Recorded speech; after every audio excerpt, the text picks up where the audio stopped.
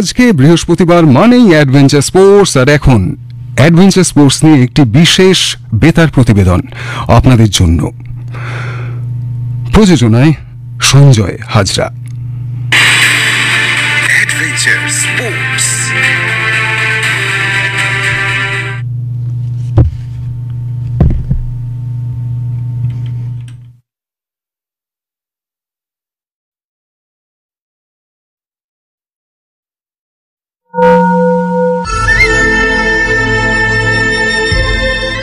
শ্রোতা বন্ধুরা, আজ ক্রীড়াঙ্গনের অ্যাডভেঞ্চার স্পোর্টসের এই বিশেষ অনুষ্ঠানে আমরা শুনব সম্প্রতি পশ্চিম হিমালয়ে অবস্থিত ৬,২১৩ মিটার উচ্চতা বিশিষ্ট মাউন্ট কোয়ারাং ২ শিখর সফলভাবে আরোহণকারী দল মাউন্টেনিয়ার্স অ্যাসোসিয়েশন অফ কৃষ্ণনগরের পর্বতারোহীদের নিয়ে একটি প্রতিবেদন।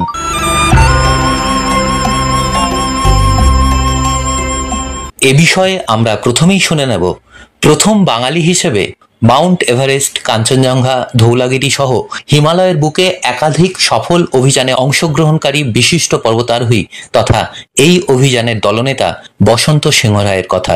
দীর্ঘদিনের প্রস্তুতি নিয়ে স্বপ্নের পিক মাউন্ট গ্যা 6794 উচ্চতার হিমাচল প্রদেশে এই শৃঙ্গটা আরোহণ করতে গিয়েছিলাম।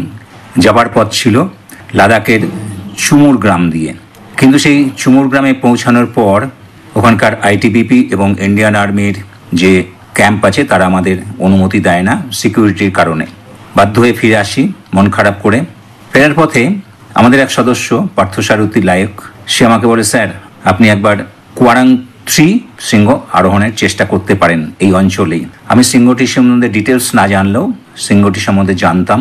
ও বলল আমি ওই অঞ্চলে গিয়েছি, কারণ একটা অভিযান করতে গেলে সেখানে অনেক প্ল্যানিং দরকার হয়, আগের থেকে সব কিছু জেনে নিতে হয়। এবং আর একটা প্লাস পয়েন্ট হলো আমার যে শেরপা সর্দার প্রেমবা ছিরিং শেরপা, ও বললো আমিও গিয়েছি ওই কেয়ার 3 আর কেয়ার 2 ওই শৃঙ্গ আরোহণ করতে। তো আমি দেখলাম খুব ভালো, আমি কিছু না জানলেও আমাদের একজন সিনিয়র সদস্য এবং শেরপা সর্দার সে জানে। তো আমরা সেই ডিব্রিং থেকে ব্যাক করলাম প্যাটসিও বলে একটা জায়গায়, বড়লাচা আর দাঁড়চার মাঝে। সেখান থেকে নেমে গেলাম পার্থসারথী লায়কের সহায়তায়। মানালি থেকে এক ট্রাভেল এজেন্ট, সে আমাদের পোর্টারের ব্যবস্থা করে দেয়। আমরা 2 তারিখে ফিরে এসেছিলাম চুমুর গ্রাম থেকে এবং 3 তারিখে পৌঁছে যাই সেই প্যাটসিওতে, এবং 4 তারিখেই আমরা সকালবেলা রওনা হই 15টা পোর্টার নিয়ে সেই কেয়ার 3 আর কেয়ার 2 আরোহণ করতে। অবশ্যই অনুমতি লাগে, ইন্ডিয়ান মাউন্টেনিং ফাউন্ডেশন থেকে আমরা অনুমতি তৎক্ষণাৎ আদায় করে নিই, কারণ আমাদের কোনো খামতি ছিল না গ্যাস শৃঙ্গ আরোহণের করতে না পারার, কারণ ইন্ডিয়ান মাউন্টেনিং ফাউন্ডেশন এবং ভারতীয় যে আর্মি তাদের অনুমতি আমাদের কাছে ছিল। আমরা শুরু করে দিই। 2টো ক্যাম্প করতে হয় বেস ক্যাম্পে পৌঁছাতে। বেস ক্যাম্প পৌঁছে যাই 5ই জুলাই। খুব সুন্দর একটা বেস ক্যাম্প, সামনে লেক, তার পেছনে কেয়ারাং 2 শৃঙ্গ। তারপরে আমরা আরও 3টে ক্যাম্প করে কেয়ারাং 3 আরোহণ করতে পারিনি, কারণ প্রচুর হিডেন ক্রিভার্স ছিল। আমরা দুটোরই সামিট ক্যাম্প একই। আমরা কেয়ারাং 2 13ই জুলাই 5 জন সদস্য বিকাল 4:10 সময় আরোহণ করি। গ্যাস শৃঙ্গ আরোহণ হয়নি, কিন্তু সেই মনের দুঃখটা কেটে যায়, কারণ আমার বয়স হয়েছে, আমার বয়স এখন 64+, আমি অত আনন্দ পাই না। কিন্তু এই যে ছোট ছোট যারা আমার থেকে অনেক জুনিয়র, তারা যখন ক্লাইম্ব করতে পারে আনন্দ পায়, আমার তাতেই খুব খুশি। তবে 5 জন ক্লাইম্বের মধ্যে বেশিরভাগই জুনিয়র ছিল।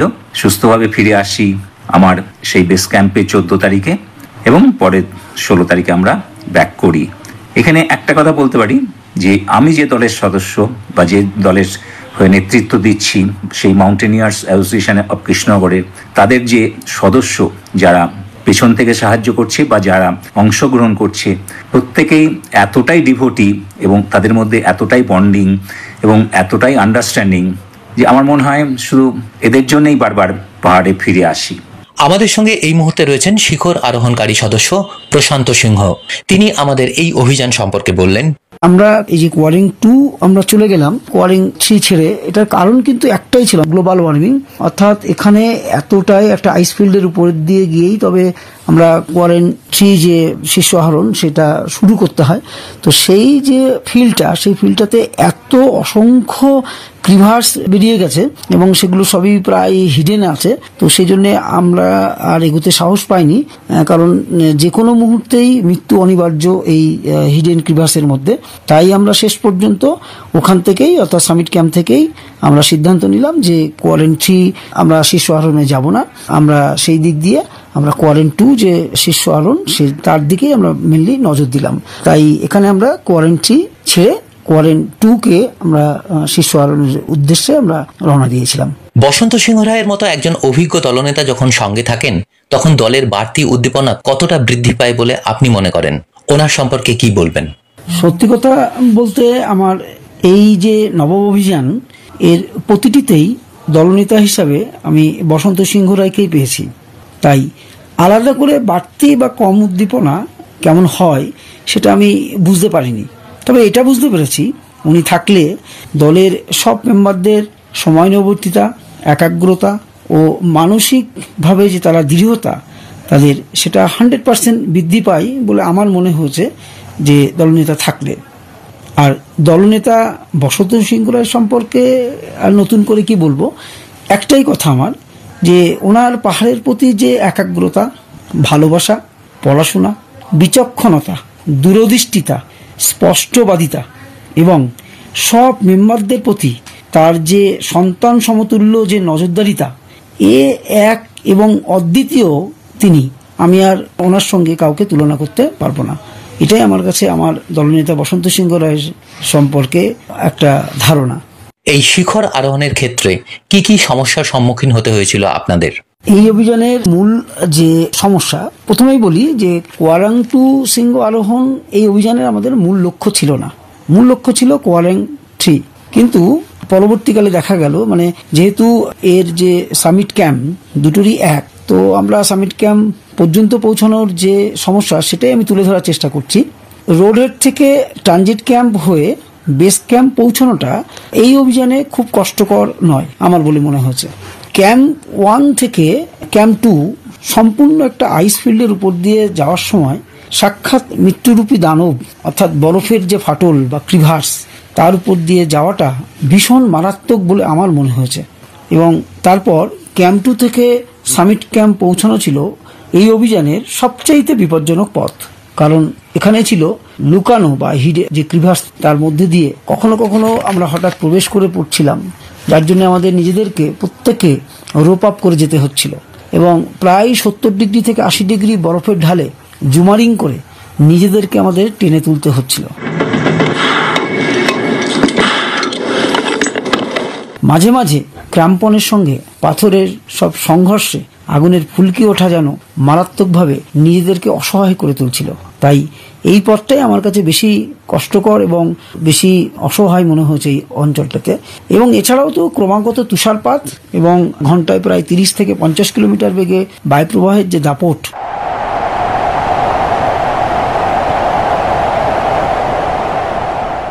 সেটাও সঙ্গে ছিল এই অভিযানের প্রতিকূলতার জন্য দায়ী আমার মনে হচ্ছে।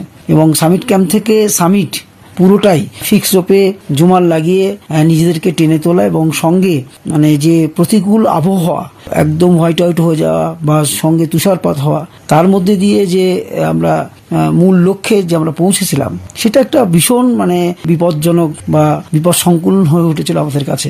আমরা প্রায় 24 ঘন্টা একটা টেন্টের মধ্যে 5 জন মানে প্রায় আটকে ছিলাম বলা যেতে পারে, কারণ বাইরে তখন প্রবল হাওয়ার দাপট এবং তুষারপাত দুই চলছিল সমানতালে। ফলে এই সমস্ত সব বিষয় মিলিয়ে আমি বলবো যে এই অভিযানের মূল যে সমস্যা, সেটা প্রকৃতি আমাদের কাছে মেন দায়ী হয়ে উঠেছিল আমার বলে মনে হয়েছে।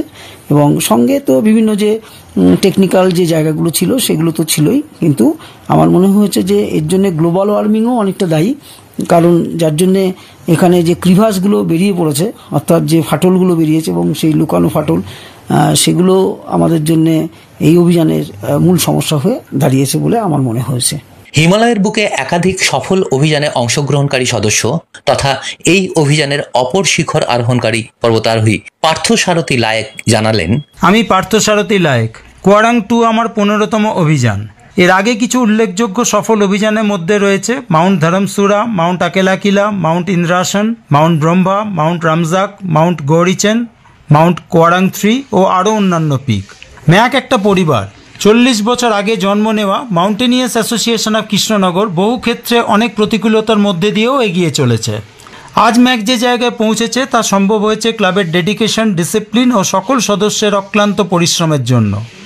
আমরা একটা পরিবারের মতো থাকি এবং দলনেতার কথা অমান্য করি না। প্রত্যেক সিনিয়র সদস্যদের আমরা যথাযথ সম্মান করি এবং নতুন প্রজন্মের সদস্যদের সঠিকভাবে গাইড করে থাকি। নিজেদের মধ্যে সর্বদা আমরা যোগাযোগ রেখে চলি। নতুন প্রজন্মের কাছে অনুরোধ করব, যদি পাহাড়কে ভালোবেসে তার কাছে যাবার সিদ্ধান্ত নেন তাহলে নিজেকে সঠিকভাবে তৈরি করুন। ডেডিকেটেডলি শরীরচর্চা করা বাধ্যতামূলক। মনে রাখবেন, the more you sweat in the field, the less you bleed in the war. নিজের শারীরিক সক্ষমতা তুঙ্গে রাখতে হবে এবং ডিসিপ্লিন লাইফ লিড করতে হবে। অভিযানে গিয়ে অভিজ্ঞ সদস্যদের কথার মান্যতা দিতে হবে। মনে রাখতে হবে এটা একটা টিম গেম, তাই কে শীর্ষে উঠেছে সেটা বড় কথা নয়। নিজেকে উজাড় করে অভিযানের সাফল্যটাই মূল লক্ষ্য হওয়া উচিত। পাহাড় নিয়ে পড়াশোনা করুন, অনেক ভালো ভালো বই পাওয়া যায়, পড়ুন। তাহলে অ্যাডভার্স কন্ডিশনে সঠিক সিদ্ধান্ত নিতে সুবিধা হবে, নিজেকে এনরিস্ট করতে পারবেন, নিজেকে ভালোভাবে মোটিভেট করতে পারবেন। Best wishes to the new generation. এই অভিযানে আরেক শিখর আরোহণকারী সদস্য সনাতন দাসের কথায়, আমি সনাতন Das, mountaineers association of Krishnanagar অর্থাৎ ম্যাকের একজন সদস্য, ম্যাকের কোয়ারাং 2 অভিযানের একজন শীর্ষ আরোহণকারী। পর্বত আরোহণের সাফল্য নির্ভর করে অভিজ্ঞ দলনেতা এবং দলের সদস্যদের ওপর। সেই হিসাবে আমরা খুবই ভাগ্যবান যে আমরা শ্রী বসন্ত সিংহ রায়ের মতো একজন অভিজ্ঞ দলনেতার নেতৃত্বে এমন অভিযানে অংশ হতে পেরেছি। পর্বত অভিযানের ক্ষেত্রে দলনেতার আদেশ অক্ষরে অক্ষরে পালন করাই হলো দলের প্রতিটি সদস্যদের প্রথম এবং একমাত্র কর্তব্য। বসন্ত স্যারের প্রপার প্ল্যানিং এবং অভিজ্ঞতাই আমাদের অভিযানের সাফল্য এনে দিয়েছে। স্যার কোনো অভিযানে যে পরিমাণ ভাবনা চিন্তা প্ল্যানিং করে তা দলের সদস্যদের ভাবনা চিন্তার অতীত। তরুণ প্রজন্মের পর্বতারোহীদের সম্পর্কে কি বলবেন? নতুন প্রজন্মের ছেলেমেয়েদের একটাই কথা বলবো, পর্বত অভিযানে যাবার আগে নিজেকে শারীরিক এবং মানসিকভাবে প্রস্তুত করতে হবে এবং সঠিক দল এবং কোন সংস্থা বা কোন ক্লাব বা কোন এজেন্সির সাথে আমি অভিযানে যাচ্ছি সেটা খেয়াল রাখতে হবে। সেই হিসাবে ম্যাকের মতো একটা ক্লাবের সাথে কোনো অভিযান বা কোনো প্রোগ্রামে যাওয়া মানে অনেকটাই চিন্তামুক্ত হওয়া। Mountaineering is a team game, সুতরাং টিমের সাথে এমনভাবে নিজেকে মানিয়ে নিতে হবে যাতে সেটা টিম থেকে পরিবার হয়ে যায়।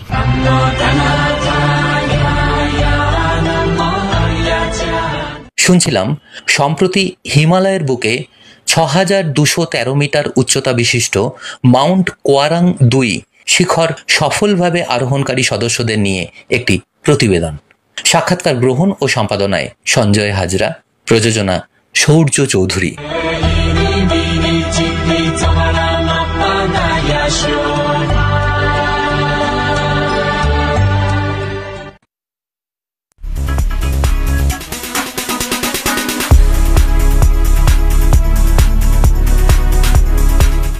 শুনতে শুনতে মনে হচ্ছিল যেন সত্যি পর্বতে পৌঁছে গিয়েছি।